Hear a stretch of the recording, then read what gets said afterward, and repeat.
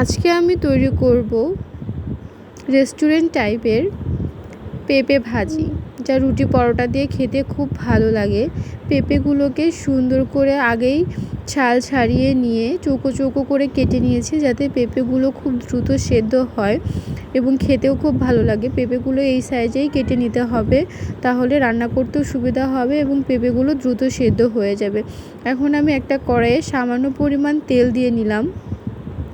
তেলটা ধোয়া ওঠা গরম পর্যন্ত অপেক্ষা করব। যখন তেলটা ধোয়া ওঠা গরম উঠে যাবে, তখন আমি তাতে কাঁচা পেঁয়াজ দিয়ে নিব। বেশ কয়েকটা কাঁচা পেঁয়াজ আগে থেকে কুচিয়ে রেখেছিলাম। এখন তেলের মধ্যে পেঁয়াজগুলোকে দিয়ে বাদামি বাদামি করে আমি ভেজে নেব।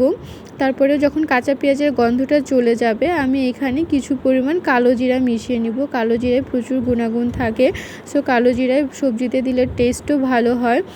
আমি কিছু পেস্ট দিয়ে নিচ্ছি, এখানে রসুন পেস্ট আর আদা পেস্ট দিয়ে নেব। নিয়ে ভালো করে পেঁয়াজটাকে রসুন আর আদার সঙ্গে ভেজে নিয়ে তারপরে কালো জিরাটা মিক্স করব। সো বন্ধুরা, দেখতে থাকো রেস্টুরেন্ট টাইপ পেঁপে ভাজি কেমন লাগে। অবশ্যই তোমরাও বাসায় ট্রাই করে দেখবা, তোমাদেরও ভালো লাগবে। পেঁপে মানে স্বাস্থ্যের জন্য উপকার। সো বন্ধুরা, আমি কালো জিরা দিয়ে নিলাম।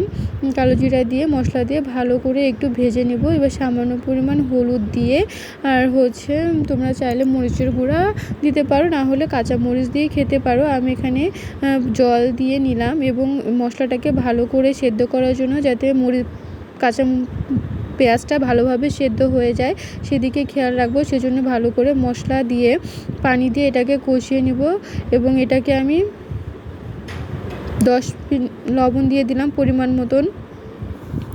লবণটা অবশ্যই স্বাদ মতন দিবে, যে যেমন লবণ খাও সেই পরিমাণ লবণ দিয়ে নিবে এবং এটাকে আমি কষানোর জন্য ঢেকে দিলাম 10 মিনিটের জন্য। 10 মিনিট ঢাকা দেওয়ার পরে দেখা যাচ্ছে যে আমার মশলাটা কষানো হয়ে গেছে এবং সুন্দর একটা রং চলে এসেছে। আমি যে আগের থেকে পেঁপে কেটে রেখেছিলাম, সেই পেঁপেটার মধ্যে দিয়ে দিব এবং সুন্দর করে পেঁপেটাকে কষিয়ে নেব। যখন মশলার সাথে পেঁপেগুলো ভালো করে মিক্স হয়ে যাবে, তখন এখানে আমি পানি দিয়ে নেব এবং মশলার পেঁপেটা ভালো করে ভেজে নিতে হবে। অলরেডি এটা ভাজা ভাজা হয়ে গেছে, ভালো করে মশলাটাও মিক্স হয়ে গেছে। এখন পেঁপেটা সেদ্ধ হওয়ার জন্য একটু পানি দিতে হবে, যাতে পেঁপেটা খুব ভালোভাবে সিদ্ধ হয় এবং খেতেও খুব টেস্টি হয়। এবং আমি উপর থেকে কিছু কাঁচামরিচ দিয়ে নিলাম। আমরা কাঁচামরিচ দিয়ে সবজিটা খেতে বেশি ভালো লাগে, তাই কাঁচামরিচ দিলাম। সো বন্ধুরা, এটা আমার অলরেডি হয়ে গেছে। এখানে আমি ইউজ করব স্বাদে ম্যাজিক মশলা। এটা দিলে স্বাদটা আরও ভালো হয়। সো বন্ধুরা, এটা আমার অলরেডি রান্না শেষের দিকে। এটা খুব সিম্পল হতে বেশি সময় লাগেনি, 5 মিনিট। এভাবে রান্না করে রুটি পরোটার সাথে তোমরা খেতে পারো। তোমাদের এই রেসিপি কেমন লেগেছে অবশ্যই কমেন্টে জানাবে। তোমরাও অবশ্যই ট্রাই করে দেখবে যে কেমন লাগে। ভালো থাকবে বন্ধুরা।